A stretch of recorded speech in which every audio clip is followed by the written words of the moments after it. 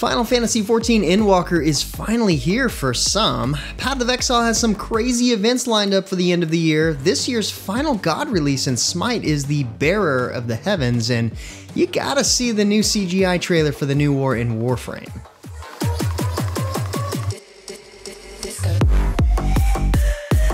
What's good, everyone? James Blonde here with your weekly recap for gaming news and announcements of the week of December 3rd, 2021. And we've got a pretty packed recap this week. So starting off the news, have you ever wanted to ride your own dragon, facing off against hordes of enemies and incinerating all in your path? Well, now's your chance, since Century of Ashes has finally launched on Steam. This free-to-play arena shooter features 3 competitive game modes, loads of dragons to unlock, classes to master, and much more. The team is promising at least 2 events per month to keep the game fresh and entertaining for a long time to come, so it'll be interesting to see how the game develops further as console releases follow. Meanwhile, for some, the wait for Final Fantasy XIV's latest expansion, Endwalker, has ended. Early access for pre-order customers began today, granting players access to all expansion content, including the 2 new classes, Reaper and Sage. In addition, they'll be able to travel to every new zone, engage in all new dungeons, and much more. To celebrate, acclaimed singer Sia has produced a brand new music video entitled Fly Me to the Moon, given one of the central themes of this expansion. That's pretty cool. Full access to Endwalker will begin on Tuesday, December 7th. EverQuest 2 is also celebrating the launch of its latest expansion, Visions of Vitrovia. This oceanic-themed adventure will see a level increase to 125 as you prepare to face off all new solo, heroic, and raid content. Crafters can gain 5 new crafter levels and use blueprints to quicken items they've made before. Of course, all new zones await you, including jungles, wastelands, and more, pitting you against witches, zombies, cannibals, and even dinosaurs. In other news, a crowdfunding campaign has started for Soul Kingdoms, which describes itself as an MMO light. Created by PowerProct Studios, the game aims to draw together the qualities of an MMO with the on-demand nature of match-based games, and a primary focus on PvP. Players will be able to access a central town hub, explore an outer zone for harvesting, crafting, and minigames, and then take part in many large-scale game modes and smaller competitive battlegrounds. The first milestone hopes to raise $15,000 US and will be active until November 18th.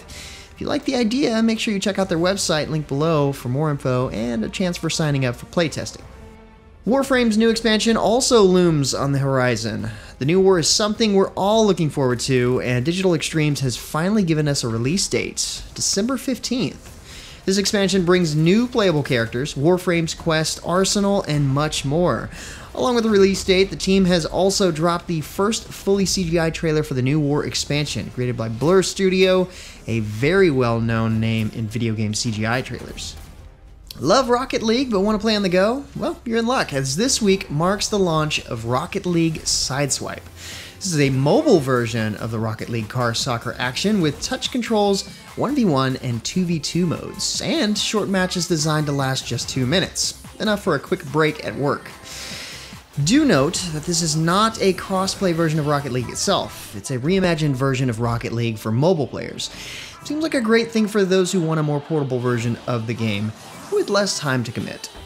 Meanwhile, Dauntless is continuing to impress its fans as it released this week on next-gen consoles, PlayStation 5, Xbox Series X, and Series S. These new console players will be welcomed with the rest of the game in full cross-play, so if you've got one of the new consoles, it'd be worth installing it there instead. This new next-gen Dauntless features sharper graphics and reduced load times, which will enhance your monster hunting experience. Dauntless also introduced a new shock behemoth this week, Sovit, a menacing, stealthy creature that will help players craft new gear. If you truly believe, then you should be able to find the all-new Lumeria area in Wizard 101's latest updates. With an all-new storyline, world scenes, characters, bosses, equipment, and so much more, you can guide your wizard to the next level cap of 150. It's up to you to figure out the mysteries behind a land that's supposed to not exist and right the wrongs committed in history. The update also revamps the quest journal, improvements to adventure parties, new PvP updates, and beast forms, and much more. The end of the year is the best time to launch new content, and Nostal is delivering their biggest content drop yet, the Celestial Layer. This whole new continent is home to dragons and draconians, and you'll be tasked to find what caused the sudden turn of dragons against the draconian people they'd lived in harmony with. The Celestial Lair releases on December 13th, containing new maps, new raids, new time-space instances, monsters, gear, and adventure. The Specialist upgrade system will also be getting an upgrade. In other news, Path of Exile players certainly have a lot to look forward to from now until the end of the year. 6 events have been announced, starting today and running until January 10th. First is the Endless Delve, where you'll explore the Azerite Mine, skipping the campaign entirely. Next, you'll compete in Zizaren's Gauntlet, where the challenge is much greater than before. Endless Heist is up next, an all-new game mode where you'll level solely by taking on risky heists, where if you die, you'll lose all your loot. Atlas Invasion is another new mode where map bosses exist on every single map in raid class, giving the possibility of huge gains, but with greater challenge. Delirium Everywhere is yet another new mode where every zone is filled with even more monsters than before, at significant challenge to boot. Lastly, Path of Exile Royale will be making a comeback 3 times during the events, featuring Brutus as the uncaring guardian of the center. If you reach level 50 in any of these events, you'll even receive an Atlantis mystery box to open, so plan early and try to conquer each of these 10-day events. Brawlhalla is at it again with their latest crossover, released just before Thanksgiving last week, introducing Street Fighter. The 3 epic crossovers include Ryu, Chun-Li, and Akuma. The update also brought a new knockout KO effect with voiceover inspired by Street Fighter series, new emotes, and more. Those less interested in the crossover, there's also a new rematch feature and a new Street Brawl game mode.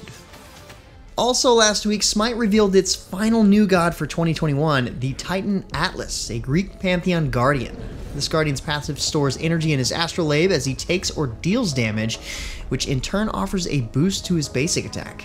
He can throw his astrolabe with Unburden, causing an AoE explosion that slows enemies and can also pull enemies into his astrolabe and launch them toward him. Atlas can also cleanse, slows, and increase the movement speeds of his allies, and his ultimate calls down a powerful radioactive gamma ray that does damage and lowers enemies' protection and power. Atlas arrives this month, expected on December 14th, along with the month's other updates, including Yulefest.